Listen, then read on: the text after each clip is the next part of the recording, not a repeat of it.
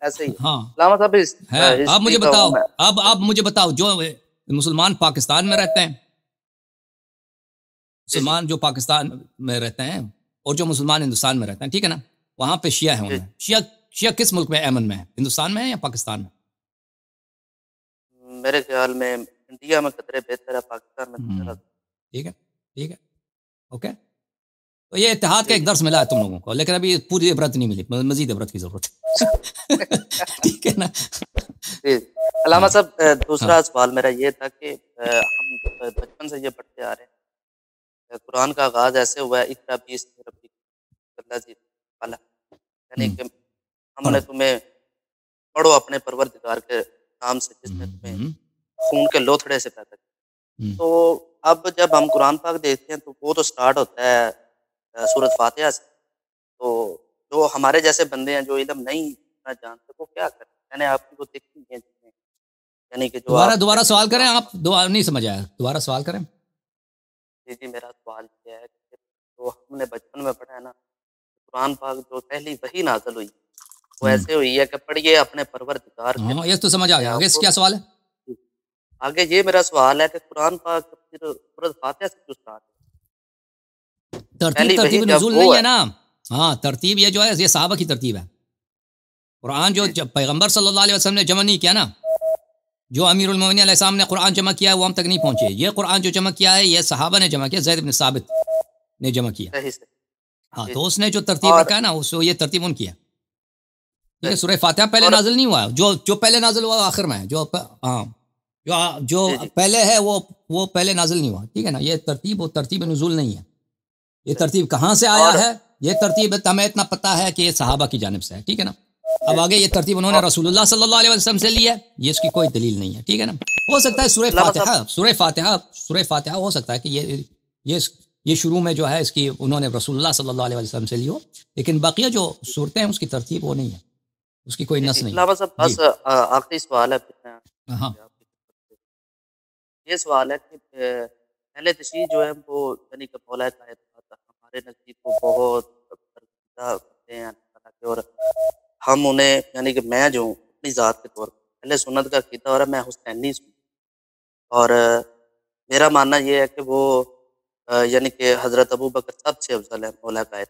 تو میں یہ سوال رکھتا ہوں کہ میں نے اکثر ایک تو مجلس میں بھی جانے کی کوشش کی تھی، تو میں وہاں سے اٹھ کے اس لیے آ گیا تھا کہ سامنے میں نے دیکھا کہ وہ حضرت علی کی انہوں نے تصویر لگائی ہوئی. تو کیا آپ کا یعنی کہ یہ تو کلچر تھا رومن امپائر، تصویریں وغیرہ بنانا، تو کیا اسے آپ کی دلیل یا دیکھیں یہ تصاویر جو لگاتے ہیں نا یہ بعض جگہوں میں ہوتا ہے، ہر جگہ تو نہیں ہوتا.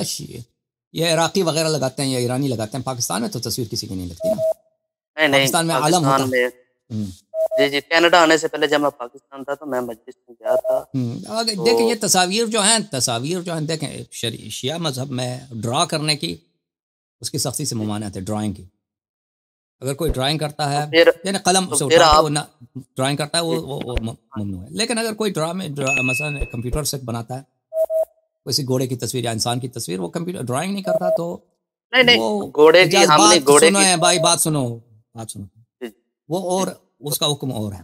اب کوئی شخص مثلا ایک تصویر لگاتا ہے اپنے کمرے میں، یہ امام حسین علیہ السلام کی تصویر ہے، تو اگر وہ یہ کہتا ہے کہ واقعی امام حسین علیہ السلام کی تصویر ہے تو اس کے پاس کوئی حدیث روایت تو نہیں ہے. ٹھیک ہے نا. بعض دفعہ ہے وہ ایران میں ایک تصویر ہے، وہ کہتے ہیں کہ کسی نے خواب میں دیکھا امام حسین علیہ السلام، اور وہ خود آرٹسٹ تھا، تو اس نے کہا جو مجھے خواب میں نظر آیا میں نے وہی نقل کیا. تو یہ جھوٹ نہیں ہے، اس حد تک یہ اس کا خواب ہے، لیکن اس کی کوئی حجیت نہیں ہے کہ واقعی امام حسین علیہ السلام اس طرح تھے. ٹھیک ہے نا. اس وہ کہتا ہے مجھے خواب میں نظر آیا امام حسین علیہ السلام کو، اور مجھے جو خواب میں یاد ہے میں نے اسی طرح. اور بعض لوگ اسی کے خواب کو بھائی وہ لگا دیتے ہیں. بھائی یہ اس کی نہیں خواب نہیں ہے، اس پھر کی وہ دیکھ بات جی سنو بھائی، پھر بات سنو. یہ کوئی اس کی کوئی وہ نہیں ہے کہ واقعی امام حسین علیہ السلام اس طرح تھے. ہمیں نہیں معلوم ان کا شکل مبارک، چہرے مبارک ان کا کس طرح تھا. ٹھیک ہے نا. تو ان تصاویر کی کوئی حجیت نہیں ہے. اس حد تک نقل کیا جاتا کہ وہ شخص ادعا کرتا ہے نا یہ تصویر میں لگاتا ہوں اس لیے کہ امام حسین علیہ السلام شاید اس طرح تھے، شاید اس طرح تھے. یہ صحیح، یہ جھوٹ نہیں ہے. شاید اس طرح تھے اگر وہ تصویر ڈرائنگ کے ساتھ نہیں ہے. ٹھیک ہے نا. اگر ڈرائنگ کے ساتھ ہے تو پھر وہ تصویر بنانا حرام ہے، اس کو رکھنا بھی اس سے بھی منع کیا گیا، اس رکھنے سے بھی منع کیا گیا. تو یہ درست نہیں ہے. اس کی کوئی یہ بعض شیعہ عوام اس طرح کرتے ہیں نا یہ نہیں کرنا چاہیے. علماء بھی کرتے ہیں, علماء کے گھروں میں بھی دیکھو تصاویر لگی ہیں. کیا عرض کریں.